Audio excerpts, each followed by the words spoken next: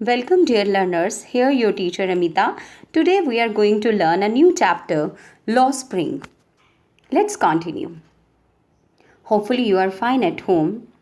So, my dear student, this chapter is a story of two boys, Mukesh and Sahib-e-Alam. First of all, I will tell you about the author. You can see on the screen the name of the chapter and the picture of the author. Anees Jung was born in Rourkela and spent her childhood and adolescence in Hyderabad. She received her education in Hyderabad and in the United States of America. Her parents were both writers. Anees Jung began her career as a writer in India. She has been an editor and columnist for major newspaper in India and abroad and has authored several books. The following is an excerpt from her book titled Law Spring: Stories of Stolen Childhood. Here she analyzes the grinding poverty and tradition which condemn these children to a life of exploitation. My dear learners, now we will learn the short summary of this chapter.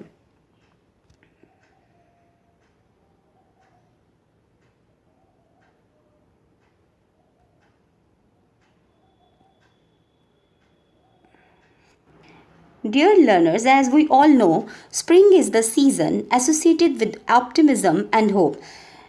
मेरे प्यारे बच्चों, आप सब जानते ही हैं, जो spring season होता है वो एक ऑप्टिमिज्म और आशा का सीज़न होता है.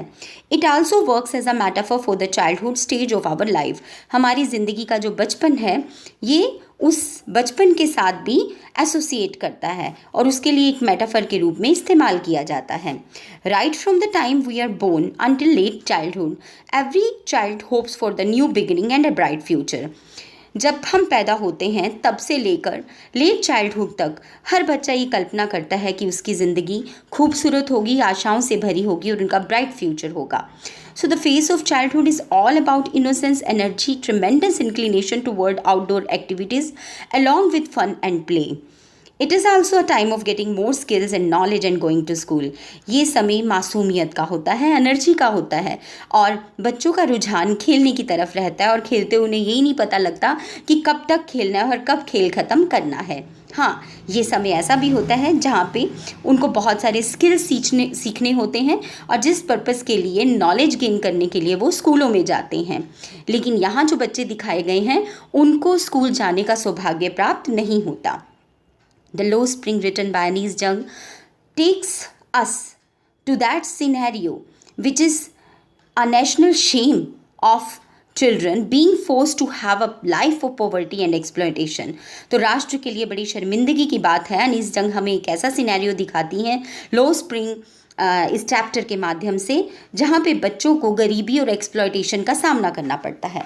The main two protagonist of the chapter, Sahib-e-Alam and Mukesh, don't live their childhood as they have to carry the burden of poverty and illiteracy.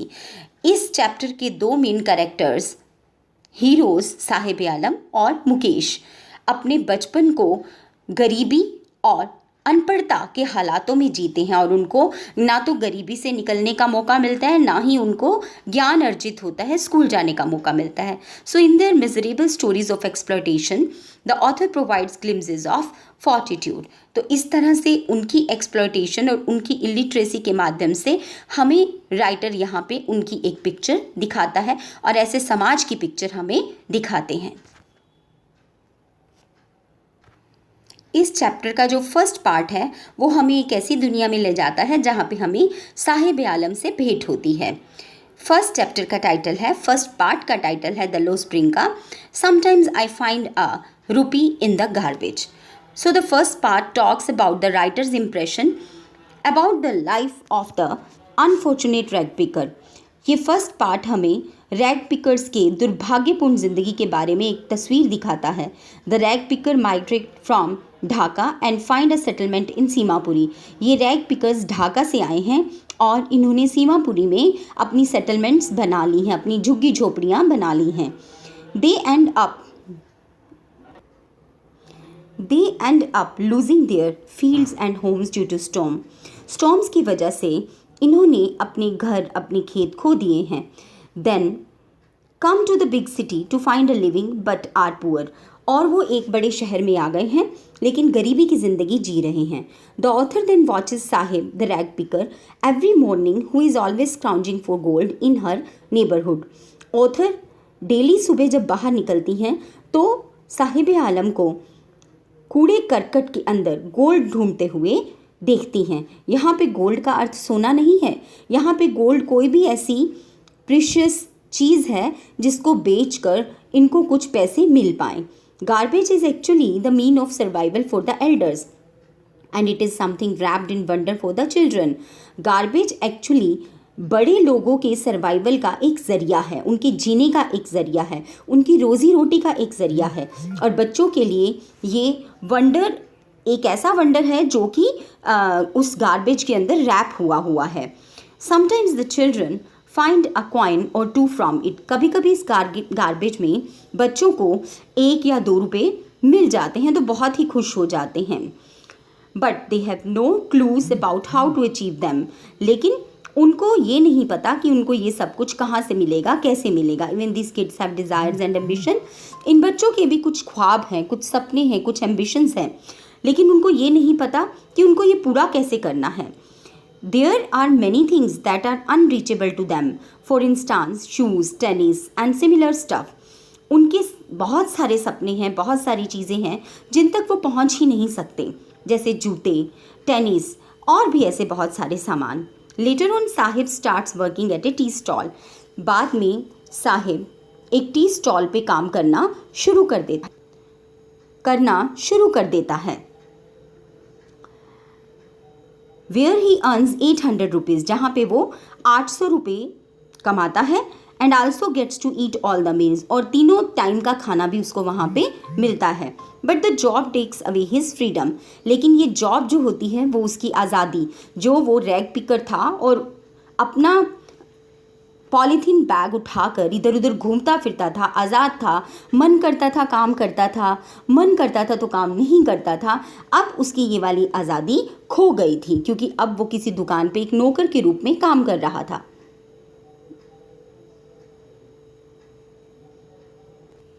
Now the title of the second part of the chapter is I want to drive a car and this is the story of Mukesh.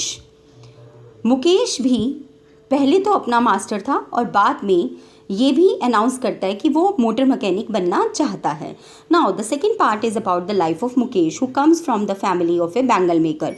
Second part जो इस chapter का है वो मुकेश के बारे में है जो कि एक बैंगल मेकर की फैमिली में से आता है। Firozabad is quite a popular place for its glass blowing industry.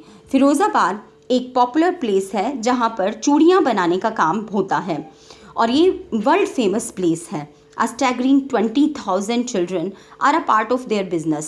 वहाँ पे जो बिज़नेस चलता है 20,000 बच्चों से भी ज़्यादा उस इंडस्ट्री का पार्ट है। And any law that forbids child labour is brutally ignored here. और कोई भी कानून जो कि चाइल्ड लेबर को मना करता है, के खिलाफ बनाया गया है, उसको यहाँ पे बिल्कुल ही इग्नोर किया जाता है। Also the working environment and the living condition are pathetic. यहाँ पे जो बच्चे जिस एनवायरनमेंट के अंदर काम करते हैं, जैसे सिनेरियो में काम करते हैं, बहुत ही दयनीय है। Children live in dingy cells and work around hot furnaces. यहाँ छोटे छोटे बच्चे अंधेरे भरे कूप कमरों में काम करते हैं जहाँ पे रोशनी का साधन भी नहीं होता। वर्क अराउंड हॉट फर्नेसेस, वो गरम गरम अंगीठियों के आगे बैठे रहते हैं। And make them blind when they enter adulthood, और जब तक कि वो एडल्टहुड में एंटर करते हैं तब तक उनके आँखों की रोशनी या तो मंद पड़ जाती है या छिन जाती हैं और वो अंधे हो जाते हैं। Since they are weighed down by depth they cannot think और find any way to escape this trap. क्योंकि वो कर्जे के नीचे दबे होते हैं, गरीब होने के कारण अपने गुजारे के लिए उनको कर्जा लेना पड़ता है और कर्जे के नीचे वो दबे होते हैं, तो इस ट्रैप में से वो निकलने का सोच भी नहीं सकते। The politician, policeman, middleman and bureaucrats obstruct the way of progress. ये जितने भी मिडलमैन हैं, पुलिसमैन हैं, पॉलिटिशियंस हैं, ब्यूरोक्रेट्स हैं, इन्होंने उनकी तरक्की का रास्ता एक तरह से रोक रखा है क्योंकि वे किसी तरह से कोई इनकी मदद नहीं करते बल्कि इनको एक्सप्लॉइट ही करते हैं। Most of women in such families think that this is their fate and just follow the tradition. यहाँ तक कि इन फैमिलीज़ के अंदर जितनी भी औरतें हैं वो तो इन हालातों को अपनी किस्मत मानकर, अपना ट्रेडिशन मानकर चुप करके इसे फॉलो करती हैं. But Mukesh is very different from the rest of the folk there. लेकिन जितने भी यंग लड़के, बच्चे या लोग उस ट्रेडिशन में रहते हैं, ये मुकेश उनसे थोड़ा डिफरेंट लड़का है. He has a dream of becoming a motor mechanic, क्योंकि उसके आंखों में मोटर मैकेनिक बनने का सपना है. The garbage is quite far from his house but he shall walk. Garbage उसके घर से काफ़ी दूर है, लेकिन उसको वहाँ पे जाना पड़ेगा. So my dear students, this was all about the Low Spring summary of class 12th chapter Low Spring. Fine. So it is extremely crucial to understand the hidden meaning of the writer's story to score well in this topic. Now I am going to tell you the main points of the story.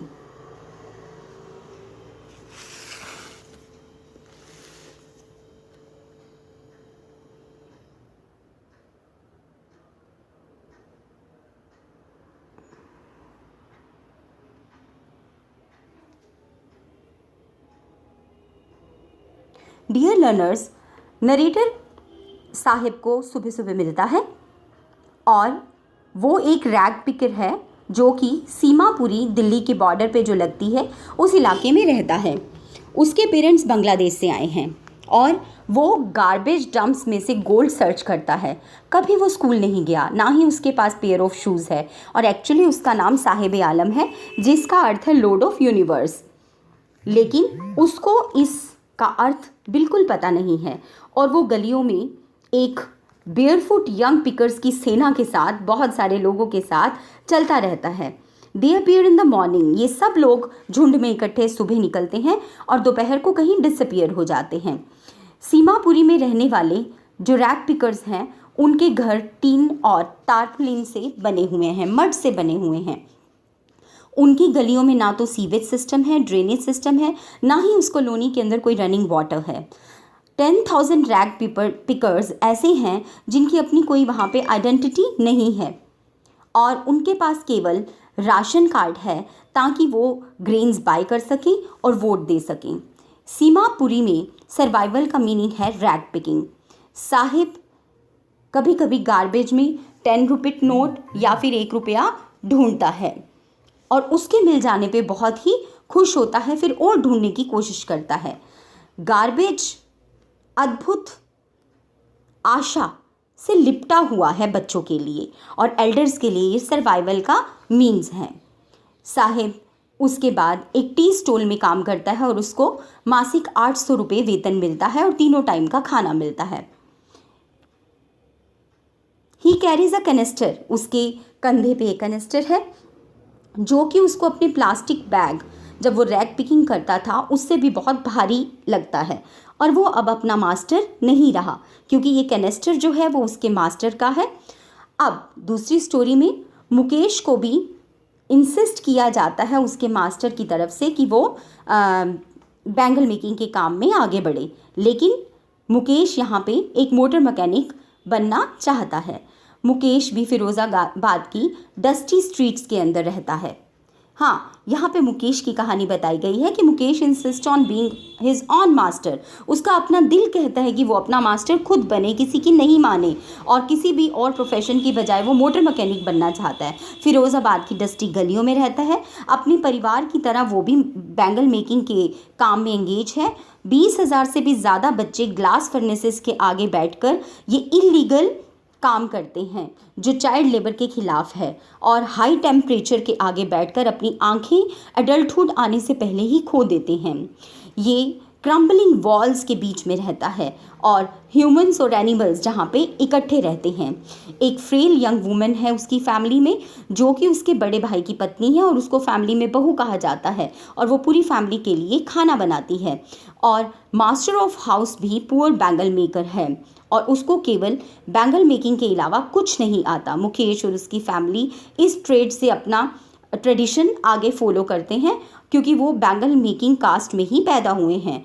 सभी kind और सभी colours की bangles Firozabad में बनाई जाती हैं और mostly bangle makers bangle बनाते हुए ही एडल्टहुड तक अपनी आईसाइट खो देते हैं। सविता जो कि एक यंग गर्ल है, वो नहीं जानती कि बैंगल्स जो हैं वो इंडियन वुमेन के सुहाग का एक सिंबल हैं।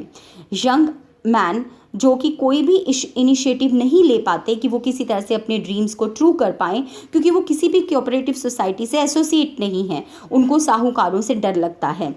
इस तरह से दो वर्ल्ड यहाँ पे दिखाए गए हैं। एक तो वो लोग जो गरीबी के जाल में फंसे हुए हैं और बैंगल मेकर्स की फैमिली बैंगल मेकर्स के वर्ल्ड से एसोसिएटेड हैं, और दूसरी दुनिया जो मनी लेंडर की, मिडिल मैन की और पुलिस मैन की है, जो कि इनके ऊपर अत्याचार करते हैं और इनको एक्सप्लॉइट करते हैं। लेकिन मुकेश एक सपना देखता है कि वो कार ड्राइवर बनेगा और वो अपनी सपने को साकार करने की भी कोशिश करना चाहता है। सो माय डियर लर्नर्स, यहाँ अनीस जंग हमें एक मैसेज देती हैं कि इस चाइल्ड एक्सप्लॉयटेशन को बंद कर देना चाहिए और सभी बच्चों को ये मौका देना चाहिए कि वो अपनी स्प्रिंग को एंजॉय कर सकें और स्कूल जाएं, पढ़ाई करें और एक ब्राइट फ्यूचर क्रिएट करें।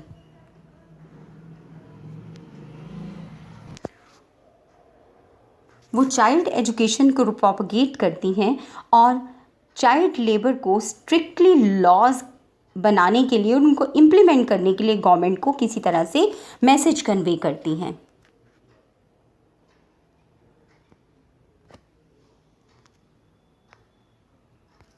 So my dear students, I hope that you have understood the whole chapter. I have given you the summary, little bit information about the writer, the gist of the chapter, the message of the chapter, and the theme of the chapter. And I have already told you the characters, the main protagonist of the chapter, Sahib-e-Alam and Mukesh. I hope that if you will watch the video carefully, then definitely you are going to get good score in this chapter. Okay, goodbye and have a nice day. Keep watching, keep learning, stay safe, stay inside. Bye bye.